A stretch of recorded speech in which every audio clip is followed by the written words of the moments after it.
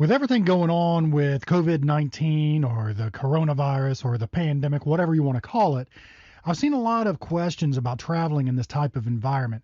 People are asking questions like, we were planning on hitting the road soon, but now with everything going on, we're just not sure anymore. And then they go on to explain their situation and their concerns. Obviously, there's a lot to this question, and it's a difficult one to give a simple answer to. So I'm just going to tell our story of traveling during COVID. Let's do this. Are you looking to travel with your family while making a full-time income? You're in the right place. Welcome to Touring Freedom with your host, Jason Wyatt. Hey, I'm Jason Wyatt, and I'm here to help you on your journey to your journey. My goal is to help you build a completely mobile income so that you can enjoy a location-independent lifestyle. And a lot of this episode will be my own personal experience focusing on travel and the challenges surrounding travel. But the fact is, running a business became very difficult during this time as well. Since my main business is to actually help other businesses get more customers and clients, I definitely felt the effects. So while most of this episode will be stories from my travels, there's also going to be some key business takeaways that will, naturally be included. Now, when all of this first started, we were in Florida for my wife's business. She does a lot of in-person shows on the road, and there was a home and garden type expo in Jacksonville that we were doing. Now, at this point, we had heard a lot about the virus on the news, but didn't seem to really be a big deal. I mean, we heard about things like bird flu and swine flu, Ebola, Zika, and, many others before that, and none of them had ever affected our life in any way. There was no reason that this was any different, right? I guess at this point it was the boy who cried wolf scenario, where we had heard it so often, so many times before, with nothing actually coming of it. We didn't see any kind of significance to this time either.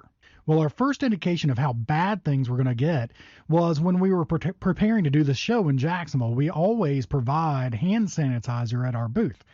We usually keep a stockpile, but at the time we were out, so we went to Sam's Club to buy in bulk as per usual.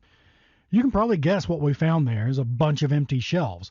We thought, that's weird. Sam's is never out of hand sanitizer. We buy it here all the time. Well, maybe we can find small bottles at a Walmart or a Winn-Dixie. Winn-Dixie, that's a grocery store for you Yankees. Instead of buying 2 near gallon sized jugs like we usually do at Sam's, we'll just have to buy a bunch of smaller bottles. No big problem. Might be a little bit more expensive, but we won't have to refill our small bottles like we usually do, which, let's be honest, that's a pain anyway. Walmart was the first stop, simply because that was on our way and it was closer.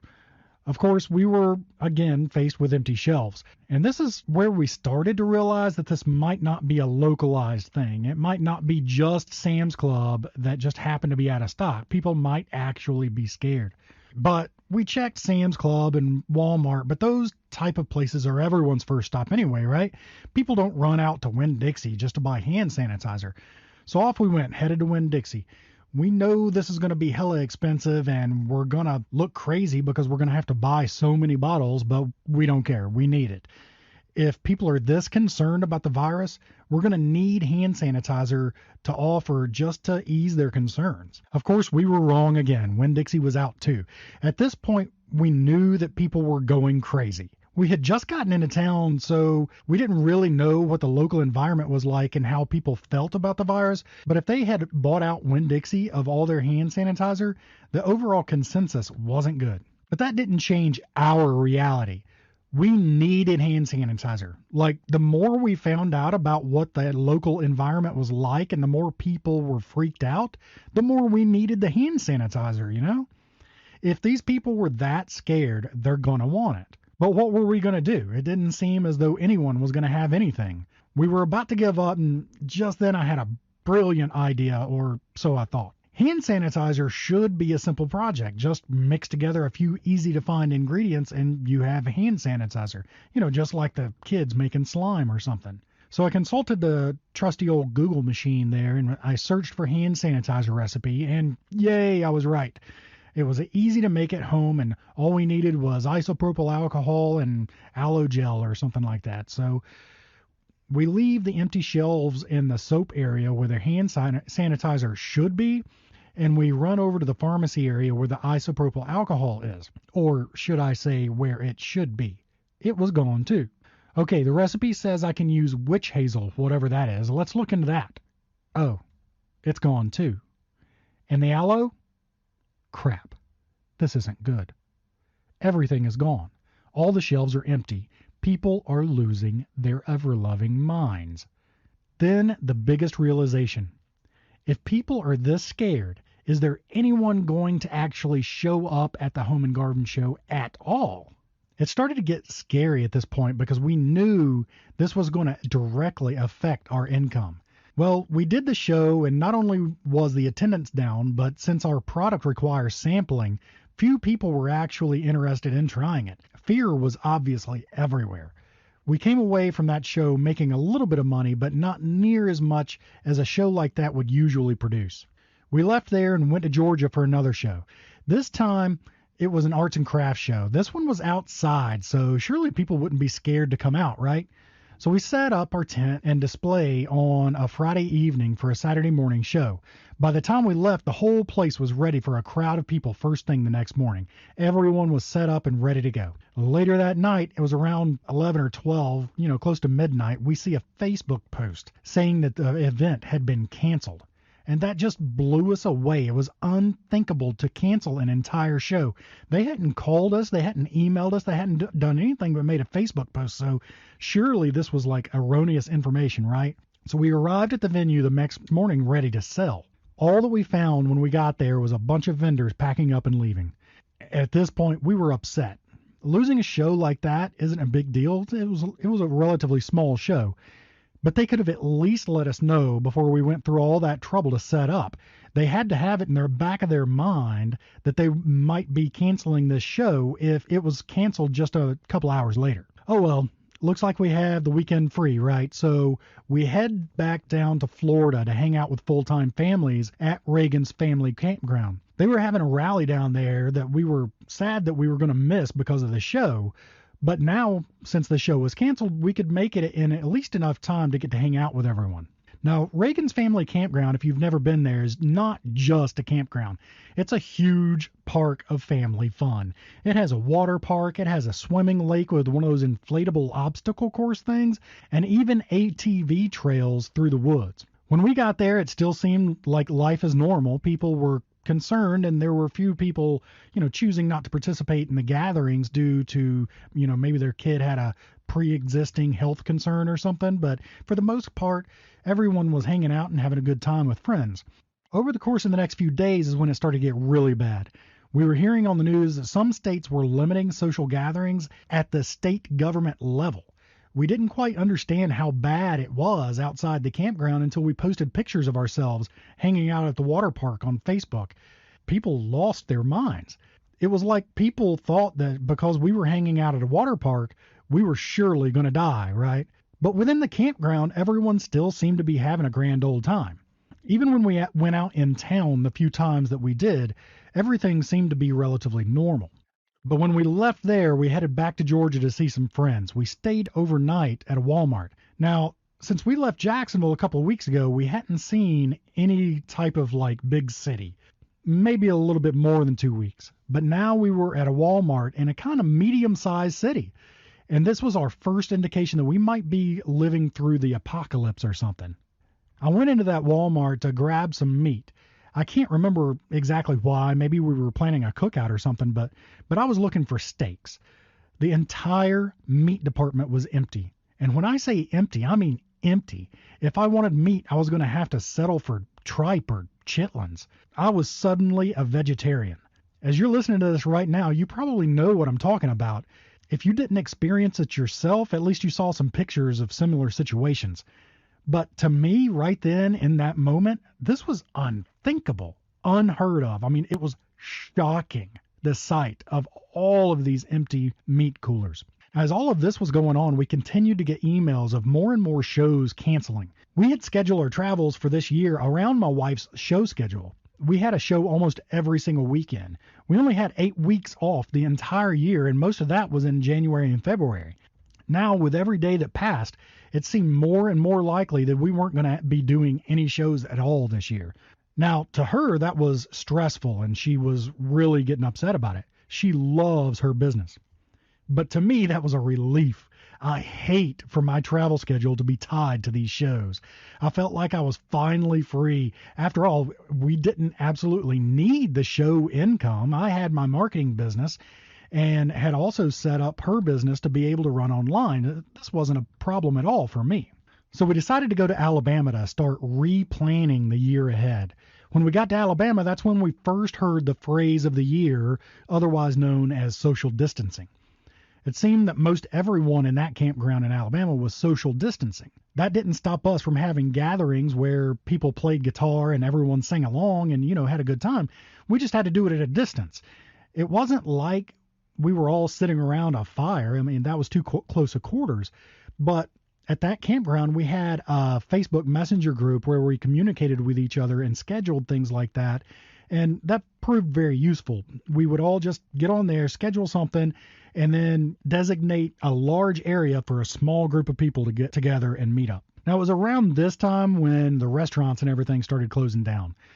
This was a relatively small town, actually a very small town in Alabama, so most things were normal, but the one or two restaurants that were there shut down, or they only had curbside service or something. This is when I started to realize that I needed to be concerned about our income because of this. Many of my clients were in the restaurant business. If they weren't able to do the business, what would they need me for, right? And then there were the kids. My kids are very much the outgoing type, especially the 4-year-old. He'll stop and talk to anyone. I remember one specific occasion where I was trying to get his mind off not being able to go play with the other kids. So I took him on a bike ride. At one point, I realized he was no longer behind me. I turned back to see where he was, and I found him about 50 yards back, sitting down at a picnic table with another family. We didn't even know these people. He sat down with complete strangers. That's just the way he was. So when I rode my bike over to check on him and say, "Hey, bud, what are you doing?" He just looks at me and says, "We're having tacos, Daddy." It blew me away. I mean, he just sat down and invited himself to supper. And that's just the way he was. I say was because, unfortunately, I had to do my best to break this child's outgoing, friendly spirit. It was only a couple of days after that incident when the campground shut down the playground. They just put caution tape all the way around it. Up until that point, there were a few families who still allowed their children to play, but all that was over. I'm telling you, I've never seen a 4-year-old cry like that little boy was crying that day. That playground was everything to him. The kids that he was playing with, I mean, seeing that shut down to him meant that he would never be able to see anybody anymore, and that crushed him.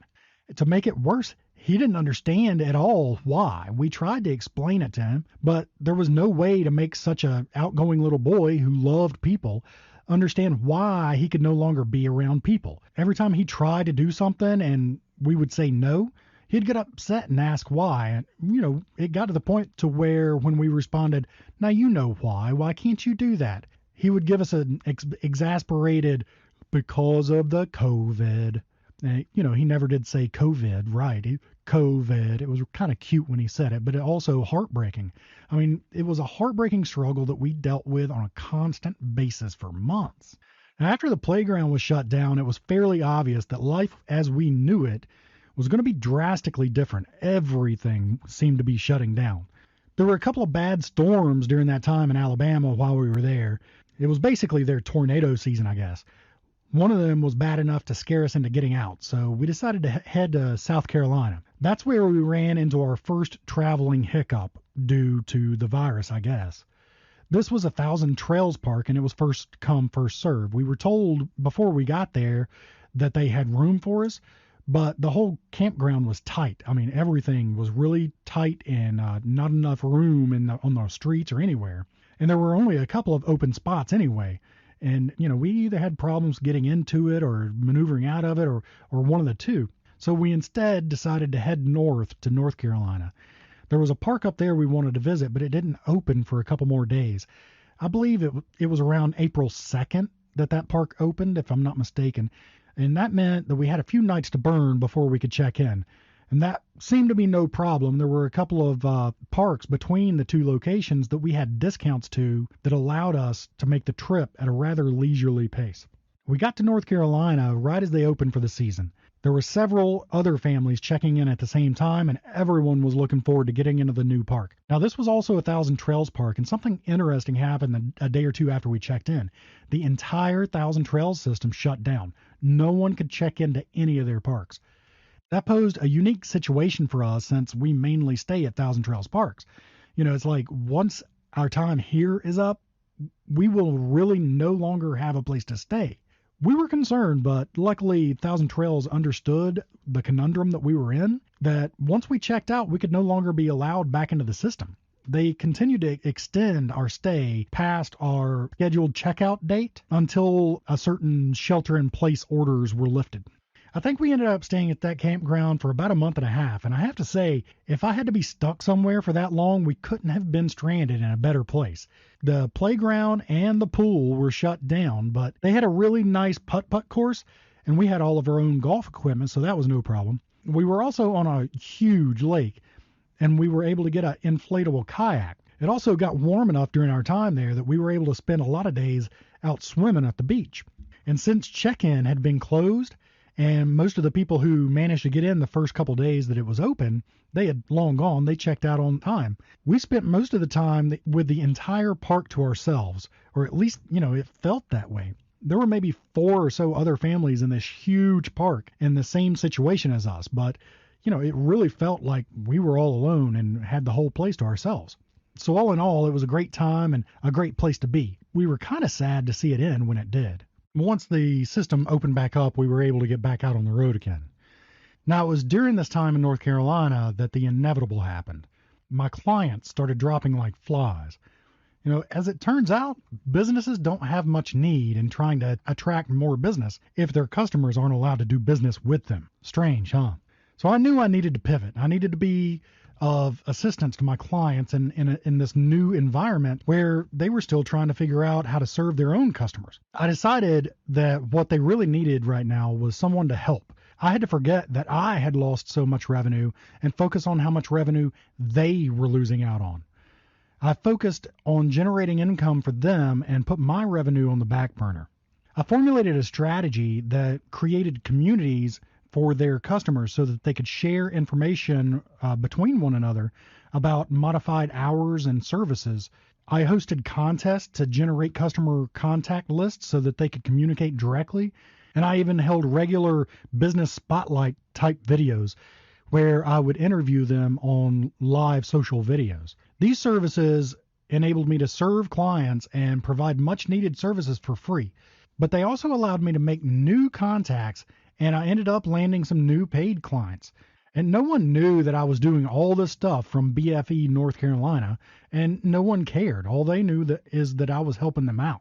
After a few weeks of providing all these selfless services for free, I was able to attract a few clients into some paid services. And that brought my revenue back up to at least 80% of where I was originally. And, considering everything that was going on, I was pretty happy with that. Compared to the level of struggle that my clients were experiencing, I couldn't complain at all. It was also during this time where I had to make my wife's business more online focused.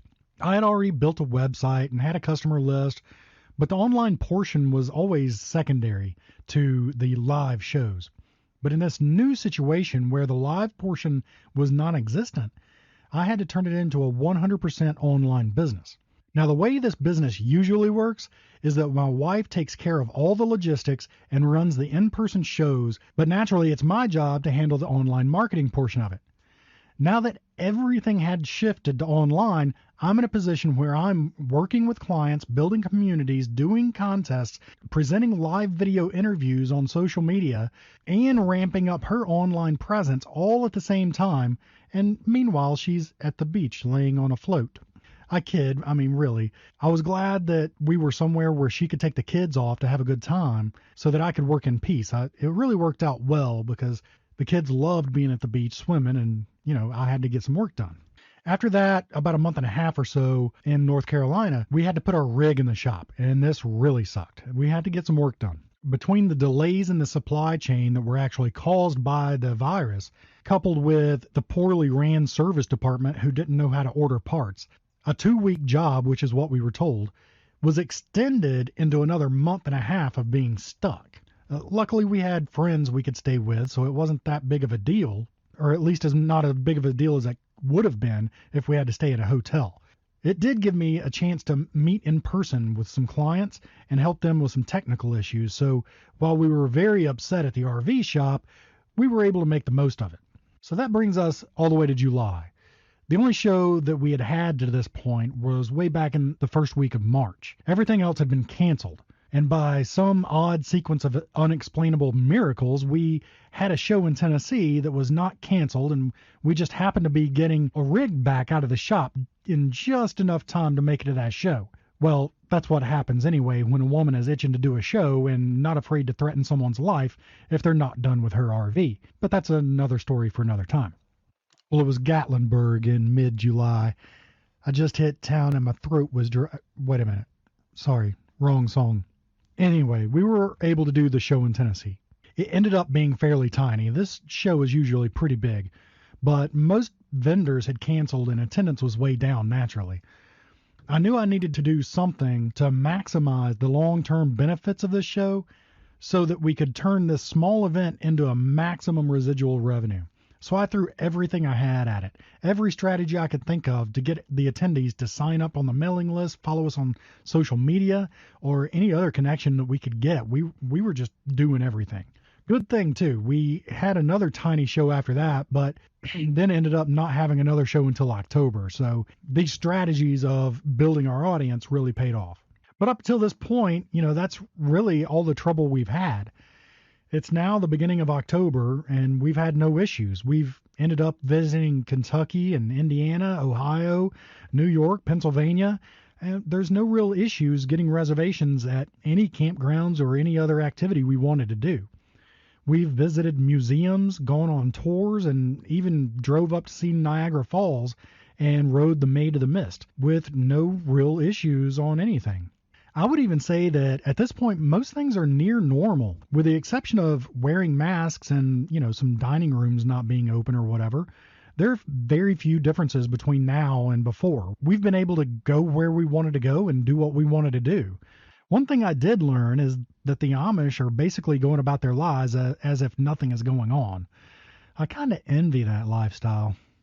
So anyway, if you're one of those people still sitting around in one location because you're scared to get out there and do stuff, I highly encourage you just to go, especially if you have a family. Don't deny your kids the opportunity to travel. It's a great time to get out there. Crowds are gone. It's much easier to do what you want to do if you don't mind certain inconveniences like social distancing and wearing masks. Most of this stuff you're probably used to by now anyway. Also, I want to make sure that the most important point of this episode is hammered home. If you're going to have a business of any kind, you got to make sure that it's as resilient as possible. This means that you need to build up your online presence and ability to communicate with your customers in case of any kind of extraordinary circumstances, such as these. That's actually why I created this podcast. This podcast is here to teach you these skills so that you can have a successful business on the road, no matter what life throws at you. So I do ask that you help others find this podcast by giving it a rating and review. Also, make sure you're subscribed so that you don't miss any of the future business building goodness. And if you want to join the discussion about this episode or any of the others, we'd love to see you over in the Facebook group over at tourfree.me/FB. That's FB as in Facebook, tourfree.me/FB. If you like the show, tell a friend. If you don't like the show, tell an enemy. Just tell somebody. Until next time, I'm Jason Wyatt, and I'll see you on the road. Thanks so much for listening to Touring Freedom with your host, Jason Wyatt. For more great content and to stay up to date, visit touringfreedom.com, on Twitter at TourFreeRV, and on Instagram at TouringFreedom, and Facebook.com/TouringFreedom. We'll catch you next time on Touring Freedom.